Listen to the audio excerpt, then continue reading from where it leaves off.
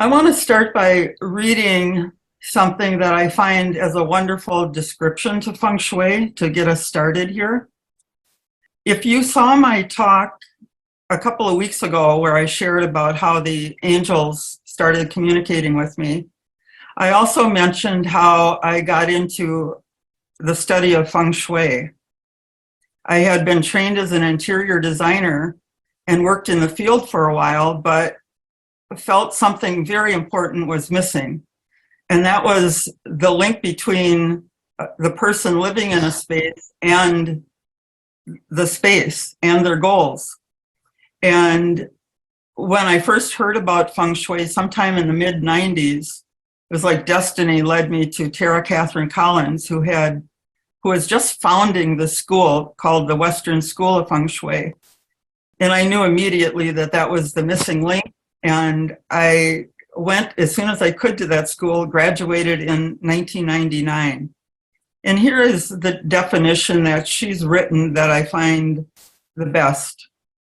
Feng Shui, translated as wind and water, observes the relationship between the seen and unseen forces of nature. Like wind and water, you and your environment are two forces of nature. Your desires, goals, talents, attitudes, and feelings, like the unseen force of wind, and the home environment you live in, like the seen force of water, are constantly interacting and influencing each other. As you and your home blend harmoniously, the effect is friendly, comfortable, and positive. Life is replete with fair weather conditions such as abundant resources, good relations, and a steady stream of opportunities. In such harmonious circumstances, your health, prosperity, and happiness thrive. On the other hand, when you and your home clash in some way, extreme conditions prevail. Your life's weather pattern might include a stagnant job, a stormy marriage, a drought of resources, or a flood of health problems. The primary goal of essential Feng Shui is to bring you and your home into harmony so that you are not just surviving one storm after another, but are thriving in a paradise of your own design. The dictionary describes Feng Shui as the Chinese art or practice of creating harmonious surroundings that enhance the balance of yin and yang, as in arranging furniture or determining the site of a house. Tara always called it, it's fun with a G, Shui. Feng Shui is based on these three principles. Feng Shui is an environmental art and science that sees the world completely alive with all things, buildings, streets, and furniture, connected in a dynamic relationship that influences all that we experience. So everything is alive with Qi. Everything is connected by Qi. And the Qi in everything is always changing. It's the breath of life. It's the connecting link between you and your environment and your goals and your dreams. I like to call it an invisible force like gravity is, only it's the horizontal force that moves across the planet. There's negative Qi, and that is found in stagnant places. Dirt, dust, clutter, anything that's broken might chew away at your positive Qi. Dark, closed off rooms, cramped spaces, uncomfortable furniture, corners that stick out, sharp edges, and anything that you might dislike or things that say negative things to you. And if you don't think your things are talking, just listen to an object sometimes. It'll have a message for you. The goal in Feng Shui is to create positive Qi. And that would be described as easy airflow and movement, a clean and organized home, plenty of light, balanced elements, harmonious colors, shapes, furnishings, and art that you love. And we like to summarize it as saying we're like the Goldilocks species. My goal as a Feng Shui practitioner is to adjust the Qi flow through the home so it's not too fast, Not too slow, but it's just right. Practical guidelines for creating positive chi. We want to live with what you love, put safety and comfort first, simplify and organize, and practice Feng Shui today. And what I mean by that is we want to start where we're at. We don't want to Feng Shui after we move to a bigger house, for instance.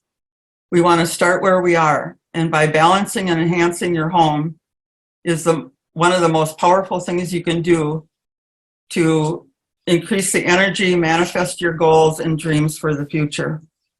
A little history of Feng Shui. It's said to have originated in China some 4,000 years ago.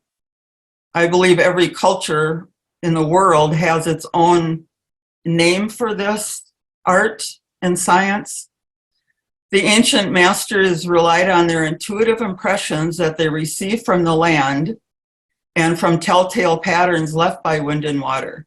They could tell where water ran too fast by how it chipped away at the rocks, for instance. The ideal location would be underneath the strong winds, but above the flood plains in what they called the ideal safe embrace of land. And of course, if you know anything about Feng Shui, it's location, location, location, and shape. Or if you're in real estate at all, that's their motto. So again, homes were nestled in a safe embrace of land, much like the shape of an armchair. Ideally, you would have the hills, mountains, or woods behind the house, and a lower landscape design alongside of the house, and in front, a flat piece of land, accented often with a water feature. And in modern times, people will install fountains in the front yard to bring in that moving water. There are two basic schools of Feng Shui. The philosophical foundation of Feng Shui is as relevant today as it was in China.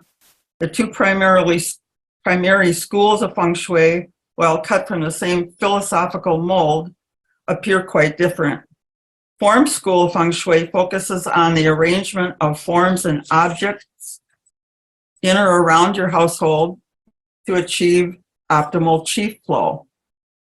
This school is more of a fine art than a strict science and is flexible in meeting needs and personal tastes of clients while improving chi flow. The compass school Feng Shui relies on the use of a luo pan, or the Chinese compass, and birth information of the homeowners and other numerical findings. It is useful if you are building a new home and are able to choose the piece of land you're going to build it on and how you're going to face the structure, in which direction. If you can also choose the windows and the rooms and the doors and how they face, that's perfect. But here in the West, we don't usually have that opportunity. So form school is really the way to go, in my opinion. And that's the form that I follow. It's also called modern, so it's a modern day, how we live in our buildings today. And on this slide, I indicated best I could the compass school, which is based on that Chinese compass, and the form school, which is actually derived from that compass. You can see some of the correlation. And you can always Google more information if you'd like, but for simplicity's sake, I use these diagrams. And the form school, this diagram is called the Bagua, and it's the map that we use that, if followed correctly in my work, it's really results producing and magical, and I will get into some of those stories in a little bit. But these are the different areas of the, I'll call it, floor plan. We have the wealth and prosperity, the fame and reputation, love and relationships, family and physical health, spiritual health and well-being in the center, children and creativity, knowledge and wisdom, career, travel, and helpful people. There's a lot of really good information in the Western Guide to Feng Shui, written by Tara Catherine Collins. From these two schools, I want to mention there's a lot of many actually different sub-schools or subgroups that were spawned off of these. And it almost seems today that any practitioner you might meet who practices Feng Shui would have their own unique way to do their work. We rely a lot on our intuitive impression. So from one person to the next, it could vary. My goal as a Feng Shui consultant is to balance the 5 elements and move the qi to produce the results that my client is looking for. We don't have time today to get into all of the elements and how that's done, but I needed to mention it because it is a very important tool that we use. Some of the popular qi movers, you probably have heard of some, maybe you even have some in your home. Probably the most popular one I use is the faceted crystal, which is shown on the right. And once an area is, say, decluttered and a person wants to enhance that particular area, say wealth and prosperity is a popular one, we might hang a crystal in that area to move the qi to bring that result in. But any of these can be used, and they're selected according to a person's tastes or what would work best in the area. We have what we call symbolic Feng Shui that uses items that influence the subconscious mind. We might use Chinese coins strategically placed in the wealth and prosperity, and along comes wealth and prosperity. I want to share a quick little story of, I was at Judy Guggenheim, the author. I was at her house several years ago giving a workshop, and she had me feng shui her house. And we cleared some clutter out of her wealth and prosperity area, and 2 days later, she got a call from a publisher she had been waiting on to publish her next book. So what I want to say is when we nail it and do the right clearing and the right enhancing, things happen rather quickly. One of the more popular enhancers is bamboo. And the number of stalks also means something, as you can see on the chart. And again, you can Google this more later, for more information later. Your home should be the antidote to stress, not the cause of it. I had a client in Milwaukee some years ago, Mary, who lived in a Cape Cod house very similar to this picture here. And she would come home with her groceries and whatever and drive into her garage and enter her home through the side door. She'd never used her front door. Now, I visited her right after Christmas. It was early January. It had just snowed, and she still had her Christmas decorations up. I also work with a person's complaint of what's not working in their life, so I know how to help them. And her complaint was she loved her job, but she was never promoted. She was always overlooked for promotions. So as a consultant, I right away wanted to look at her front door, which was her career area, to see what's causing the stagnant career. I found Christmas decorations still all boxed up in front of the door. And she said, I never use the door anyway, so it doesn't matter. I told her how we needed to open that area up, clear the clutter. We got rid of it. We opened the door. She shoveled the walk. It had just snowed. And she promised she would get the mail in and walk the dog through using the front door. And a short time later, she called me to tell me that she got a promotion and a substantial raise. Hadn't happened in 4 years. So the front entrance is very important in Feng Shui because it's where the qi enters the home or the office or the bedroom or wherever you're sitting. It enters the home. An entrance actually means entrance. We want it to be indescribably beautiful. We want it to be very welcoming. We want to be happy when we walk through the door and come home. The picture on the left shows really a beautiful entry with a curved path to the front door, lined with beautiful flowers.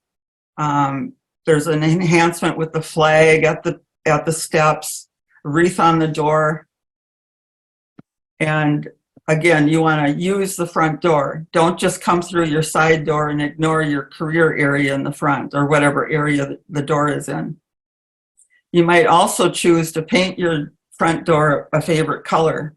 Usually people who paint a color on their door, providing you have a wood door, see results with more qi coming into the house. You're really welcoming the qi as well as yourself and company. Inside, you want to create a welcoming display that says, welcome home, happy you're here. I walk in and I say, hello, house.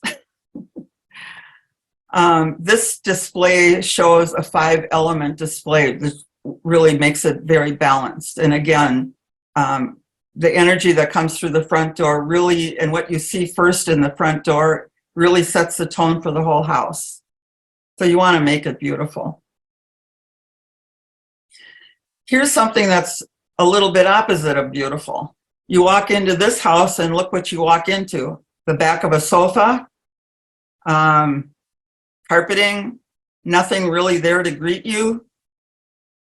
And after, what we did was we painted the front door. We put a area rug that said welcome, added some color, put bookshelves there instead, and added a mirror at the end to just reflect that new beautiful energy coming in. After the qi enters through the front door, it should gently circulate throughout the home, nourishing everything in its path, including you. So we want to take advantage of qi flow and we want to benefit from it. However, the movement of qi can be depleted, or we call it negative qi, when it's blocked by things such as the design of the home, like protruding walls or dark hallways, stairwells, sharp corners that stick out, and more. And qi is also blocked by clutter. The location of your desk and your bed are very important because it's where we spend most of our time. In history, when people stood at the stove and cooked their rice all day, stirring the rice, the stove was considered an important place to treat properly. That's where that comes from. But today we definitely spend time in our bed, like 8 hours a day or night, and our desk. So the command position is also the wealth and prosperity area, which is indicated by the purple square. And these are all good positions to put your bed or desk. Notice the door opening, how that opens. That's how the qi enters the room. And I'm not a fan of the angle, so I would stay away from that as much as possible. And I'll explain that later. But these are ideal positions. A poor room design and bad desk or bed placement, in this case, caused a young boy, it either caused or contributed to, who knows, this boy's ADHD. And this was the room before. The room was an option to either be a dining room or a bedroom. This family chose to use it as their boy's bedroom. And if you notice, you can walk through the room, but you can also walk through the room and into the kitchen. And the family unknowingly would take the shortcut and cut through his room to the kitchen. Well, this was affecting this boy. His back was always to the door, which I'll get into a little bit later. And he was becoming nervous and developed this ADHD. And what we did to solve the problem was we closed off that door to the kitchen. The family agreed they could take the longer route, get to the kitchen, and we flipped his bed and desk. And this not only made more sense, but it quieted the room, and his behavior changed almost immediately. The third principle in Qi is that the Qi in everything is always changing. In this case, this young girl in this family had everything. Every toy, every electronic, everything you can imagine in her bedroom. This is not the actual picture of her bedroom. I don't have a picture of it, but it's close, represents it well. And the family spent a lot of money designing her room, like when she was like 8 or 9 or so years old, and now she was like 13. And she had outgrown the things that she used to love and that she was living with in her bedroom. And it was too active of Qi as well. Too many things grabbing her attention. She couldn't rest at night. Loud colors, electronics, TV plugged in, computer, games everywhere. So she'd crawl into bed with her parents. And they called me for help. And the solution was we redecorated her room to bring it up to date to who she was now, not who she was a few years back. There's good positions to put your bed and desk, and there's not so good positions to put them. In the first, number 1 and number 2, the person is sitting or sleeping in the direct path of Qi coming into the room. The Qi is too strong. I knew a family that had a house where you came in through the front door and straight through was the dining area off the kitchen, and then straight through that was the back door to the patio. And the Qi was shooting straight through the house. Well, guess what? The family never sat there. They were always in the basement or in the living room or outside somewhere. They couldn't sit at the table and eat. This Qi was just too strong. I have a story I want to share about website designer's office that I did a couple of years back. He was on a top floor of an office building in a nearby town. And his desk was just totally in the wrong position, like, as I remember, like number 2. And he had all this equipment all over, computers and stuff. He was a web designer, and he had all kinds of stuff going on. And he had a lot of clutter. And I said, if you took the time and straightened this out and moved your desk from where it is to, and I showed him where to move it, I said, your business will go through the roof. I didn't think he took me seriously because he was just that kind of person that, it doesn't matter. I saw him about 4 weeks later at a meeting, and he came up to me and he's dangling car keys in my face, and he said, thank you. He said, I moved my stuff, cleared my clutter, put my desk in the right place, and he said, my business went through the roof, and I went and bought myself my BMW. An unfortunate position would be to have your back to the door, like in figure 3. I had a client, Rhonda, who had her desk this way, and she and her husband were using the living room as their office. And this is exactly how you entered their living room, and their desks were against the wall and the window, and they faced looking out toward the back. And I kept picking up intuitively that something was wrong in their marriage. But she said, oh, everything's good, everything's fine.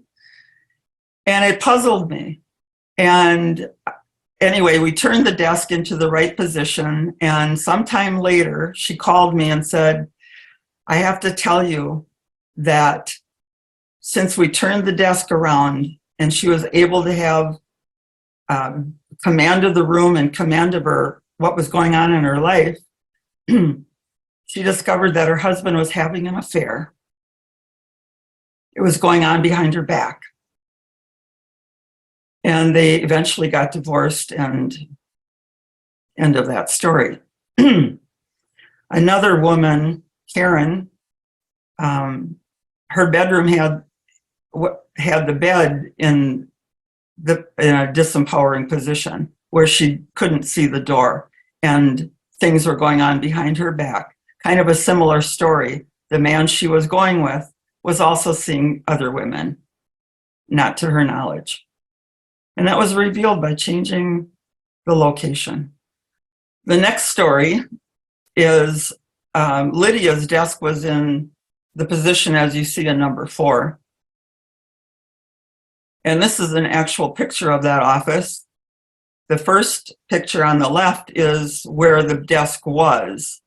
And you could see that she sat there. She could see the door, but she was like not in the right position in the office. It could be so much better. She would counsel people, and so she would have to turn her chair around and counsel people behind her. Well, the picture on the right shows you her desk in the command position with the guest chairs very comfortably placed across from her. So she didn't have to fuss with moving chairs and stuff every time somebody visited. She also explained to me she had an increase in clients after this. Here's another example of the desk being in a disempowered place. This woman is kind of stuck in a corner of a makeshift office out of a dining room off the living room. And all we did was we just turned the desk out of the corner in front of the windows so she could face the living room and face the people coming in. You've heard about mirrors in Feng Shui. They activate the qi. They can be very, very good, but they can be not so good, depending on how they're used. This boy's bedroom had a mirrored closet wall, which at the time I lived in California, this was very popular in new build homes. They mirrored closet walls, and I was just screaming, scratching my head, we gotta stop this. It's too active of qi in a bedroom. Bedrooms are room for the bed and for rest. And this boy couldn't sleep in his room. And what we did, the people couldn't afford to take down the doors and put new doors. We draped it to cover it at night. This is an example of mirrors not being large enough or hung at the right height. You should always hang your mirrors where you can see all of you, and at least that they don't cut off your head. These are all impressions that deplete your qi. They can be magical. This woman didn't like cooking in her kitchen because she couldn't see her company or her family behind her. So we added a mirror above the stove, and she could just glance in the mirror and see what was going on behind her. Here's an in-home office where the desk chair, everything was built in, and the desk chair was positioned so that your back was to the door. And the solution here was we hung a mirror above the countertop and underneath the hanging shelves so the person sitting there could see the door in the reflection. Who wants to improve their relationship or call in a new one? This is quite a story. This is a lady who had a horse farm, and she was single, divorced, single, had kids, and she was busy running this farm. And she never had time to do laundry. And so what she would do is she would dump the laundry on the bed and, never got around to putting it away. Well, what that intuitively did was it covered the bed, so there was no room for somebody to come into her life, symbolically. So what we did was and in this case, we moved the tree out of the corner. Tara likes to call those man-eating trees. And we like to balance the bedroom with nightstands and lamps on both sides of the bed. You don't want one nightstand, because guess what? So one nightstand. We changed the 3 pictures on the wall to a pair of 2. We're bringing in we want to bring in a pairs. And she added some red to the bed, which fires things up. And in short order, it was fairly quickly, she got a new ranch hand that she began a relationship with. Here's another example of a man's bedroom, single guy who had exercise equipment in there. He had his bed underneath the window, which is usually not a good idea. Again, a big plant, one nightstand, and we simply changed the room around, decluttered it, moved the exercise equipment elsewhere, added the 2 nightstands, beautiful piece of art, red, and before too long, he was in a relationship. I want to say, please don't do this to your kids in their bedrooms. Action figures, it's too much activity. The kids can't sleep. Put this in a playroom, put it in a basement, put it where they play, but not where they sleep. The best choice for colors for any bedroom are anything in the human skin tones. It's nice and serene, no blues and greens, no loud primary colors. We also want to live with what you love. You want to live with what you love.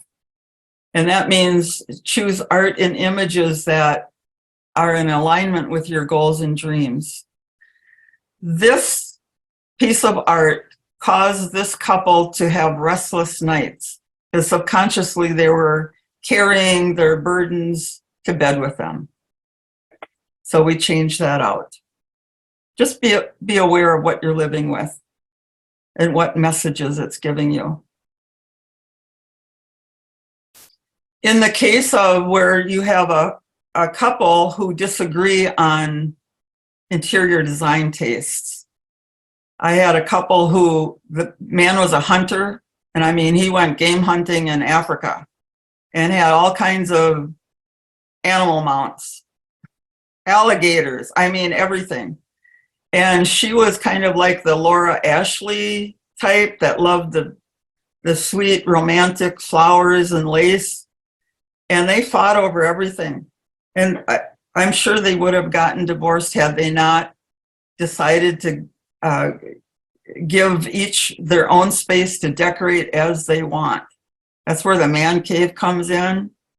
Actually, once he had his man cave, he didn't care about the rest of the house. She could do whatever she wanted. He was happy as could be.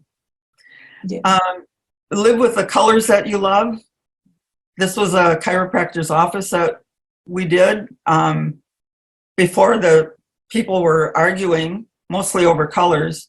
And once the painting was done, harmony was restored, and he had an increase in business. Put comfort and safety first, avoid sharp edges whenever possible. Clutter is exhausting and it blocks your chi flow. Live with what you love and stow away, give away, or throw away the rest, and recycle responsibly. There's a before and after of a decluttered bathroom after things were put away.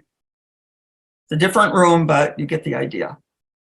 Here's a professional couple whose clutter actually was blocking them from getting pregnant. The clutter was pretty much in the children and creativity area of the room. And after the clutter was cleared, she successfully gave birth about a year later. I'm just trying to show you the effect of clutter and the importance of clearing it. And what you see from the bed before you go to bed at night, and the first thing you see, just like entering your home, the first thing you see, you want to make it as beautiful as possible.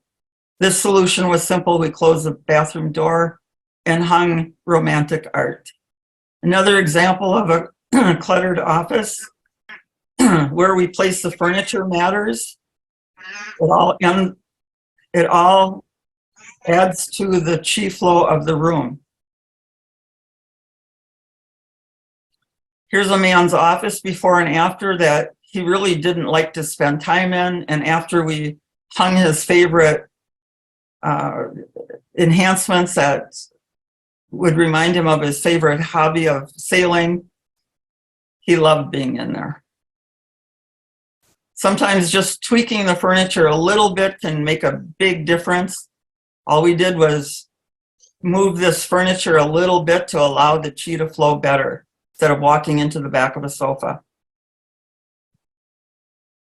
Here she repainted the room and hung a beautiful chandelier and draperies.